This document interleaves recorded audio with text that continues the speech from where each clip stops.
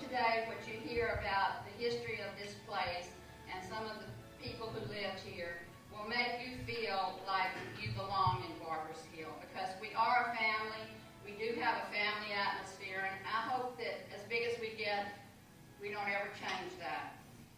I think that in order to appreciate our Eagle family, you need to know the history of how we got here. So I'm going to tell you a story about a man, a hill, and a school.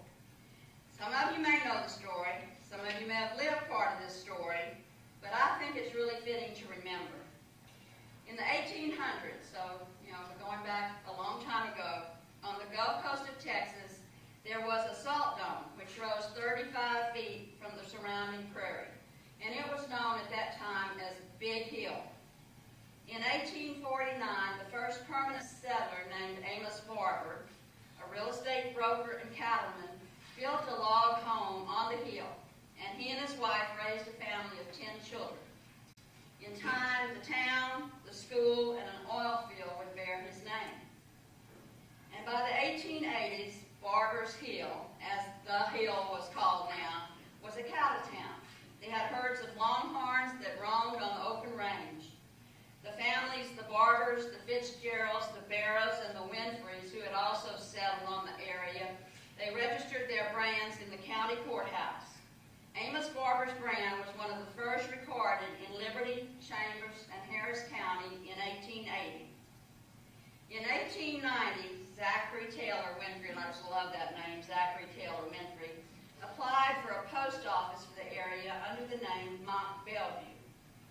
There's several versions as to why that place wasn't named Barbers Hill, because everybody referred to it as Barbers Hill, and the area was Barbers Hill, and actually they referred to the town as Barbers Hill. But the most popular one that has kind of lasted through history was there was some bad blood between the Winfreys and the Barbers, and over cattle, probably. My cattle, no, that's my cattle, and so forth and so on. And so Mr. Winfrey decided he wasn't going to submit Barbers Hill as the name of the place. So the post office became Mont Bellevue. The town didn't incorporate as a city until 1966, when J.B. Gill, a former Barbers Hill teacher, was elected the first mayor. Our school district boundaries today include 3 other incorporated cities beside Mont Bellevue: Old River Winfrey, Cove, and Beach City. The Barbers Hill Common School District number 10 was created in 1885. The first school is thought to have been a one-room structure located on Main Street. Now, Main Street no longer exists, but if you've ever been to the Old Town part, where Main Street was where the lumber yard is, Hill Lumber. In 1877, Amos Barber, Mr. Barber, donated to the community land to build a school. It was a one-room wooden schoolhouse, and it was destroyed by fire in 1915. It was rebuilt with a new building 30 by 50 feet, so it wasn't very big. Each student had a separate desk, and the teacher was paid a whopping $70 for 7 months' employment. By 1900, the open range was gone. Fences divided the land into farms and ranches. Rice became a cash crop. The landowners alternated the land between cattle and rice. About that same time, which is early 1900, Patillo Higgins, he's the man who discovered oil in Beaumont at Spindletop, was telling settlers on the hill there was oil in their land. He drilled the first well on the edge of the salt dome in 1902, but it took 25 dry holes, and 14 years later, when in 1916, Gulf Humble at that time completed the first producing well on the hill. In 1925, they had the first school bond issued in the amount of $5,000. It was passed, and a new building was built in 1926. Teachers were required to reside in the community, Missy, and they had to attend church in Barbers Hill. And the first record of a school board meeting was in 1927. Mr. L.M. Tyler was the school principal. In 1929, Barbers Hill Common School District was joined by the Cove School and the Old River School to form Barbers Hill Independent School District. The oil boom hit the hill with peak drillings from 1930 to 1932, with 71 producing wells out of 77 drilled. The Barbers Hill oil field would later have approximately 175 producing wells, which were a great help to the U.S. war effort during World War II. Because we were close to the ship channel, we were close to railroads, and so they could move the oil from the Barbers Hill oil field. Bond elections in 1930, 40, and 55 built a brick school, a vocational trades building, a brick grammar school, and a state-of-the-art gym on the hill. The grammar school and gym they still stand on the hill and are owned by Enterprise Corporation. Now, for those who aren't here, every year I talk to the, fourth graders about the history of Barbers Hill, and I was going on and on one day about the hill, and one little boy raised his hand. He said, "Where exactly is there a hill?" I said, "Well, it's hard to see, but we do have a hill, and if you're on 146 headed toward Dayton, you start climbing the hill at some point, and then you start going down off the hill. And so, in case you've never been over there, where all the industry is, there is the hill."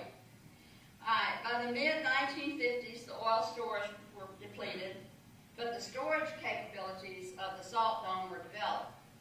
The first underground storage well, they call those jug wells because they're kind of shaped like a jug. They wash the salt and take the brine out, and then they put LPG under pressure into these jug wells. It was completed in 1955 by Warren Gas, and they were soon followed by a host of industrial giants who established storage facilities. Today, the largest hydrocarbon storage industry in the world sits on top of Barbers Hill and is connected across the United States by an intricate system of pipelines.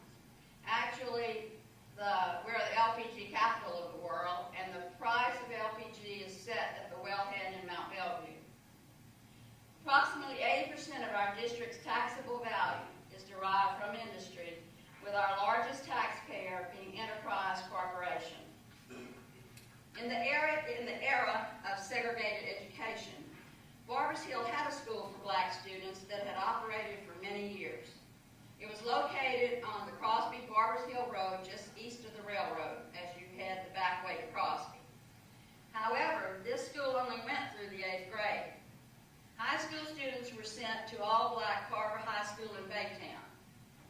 From 1951 to 1964, elementary and high school black students were transported to Culver School, which was the black school in Dayton ISD, but Barbers Hill paid their tuition. In 1965, BHISD peacefully integrated, with all students living in the district attending Barbers Hill schools. In the early 1960s, the school district had the foresight to purchase 100 acres of previous rice field land off of the hill to accommodate growth and move away from industrial dangers. And I've talked to people who had parents who were board members at that time, and they said they really caught it, like from the townspeople. "What do you mean moving the school off the hill? What are you going way out there in the rice field for? There's nothing out there, And actually, Eagle Drive at that time was just a rice field road. If you've ever been on Rice Field Road, you know that wasn't much of a road. But anyway, we had bond issues from 66, 72, 73, 77, and 1980, which enabled the school complex to move to Eagle Drive. Starting in 1968, the new high school was built, which is now the middle school. That was the first school to move off the hill. Then the football stadium, and in subsequent years, they built the primary, the intermediate, the admin building, the field house, maintenance buildings, and the middle school, which is now the intermediate, was the last to leave the hill when it opened its doors on Eagle Drive in 1981. While industry provided a solid tax base with low city and school taxes, it didn't make for a very good next-door neighbor. The people who lived on the hill in close proximity to industry evacuations, and gas leaks. Tragically, some of these events resulted in loss of lives. In the 1980s, an industrial buyout of homes and churches on the Hill was precipitated by a leak in a storage well, an underground leak, which caused gas to migrate underground and come up inside homes. They first discovered it when a lady turned on her dishwasher and there was a flash. They found out gas is coming up inside these homes from underground. Families who took the buyout moved off the Hill to area subdivisions. The churches relocated to Eagle Drive. As more subdivisions began to develop, the Barbers Hill School District experienced steady, rapid growth, with bond issues in 1990, 1998, 2002, and 2005, which added new schools, including the new high school, new facilities, and renovations to the existing school complex. The last school, built on that 100 acres purchased in the 60s, is the current elementary, which is now being added on to, and it was built in 2006. 3 years ago, the board and administration were able to acquire land adjacent to current school property, which goes eastward to FM 565 to accommodate future growth. In 2011, and Dr. Poole mentioned this, the voters approved the largest 5-year bond issue, $75 million, in our school's history. He said 80%, I have 78% approval. We won't split hairs, let's say 80% approval rating. Many of the projects approved by the voters have been completed, and others are currently under construction. We are an active member of a coalition of property-wealthy school districts in the challenge to the school finance plan, lovingly known as Robin Hood, in which our tax money is recaptured and sent to the state for redistribution. We are staying proactive in protecting our district's interests in order to prepare for the future. Next year will be the first time in the history of Barbers Hill that we will have to zone students into 2 elementary schools housing grades 2 to 5 and 2 middle schools housing grades 6 to 8. The administration has been working since last year to make this transition equitable, educationally sound, and as anxiety-free as possible. And now we come to the part where we're the ones writing the story. Our district is growing and changing. We have traffic jams. Never thought I'd see that before, and more traffic lights. Industry is expanding. Homes are being built. Families continue to move here to give their children a quality education. Our school district patrons care about and support our district and the people in it. We are very fortunate to have had past and present school leaders with wisdom and foresight. Dr. Poole and his staff are committed to honoring the history and legacy of those who came before us while we move our district forward.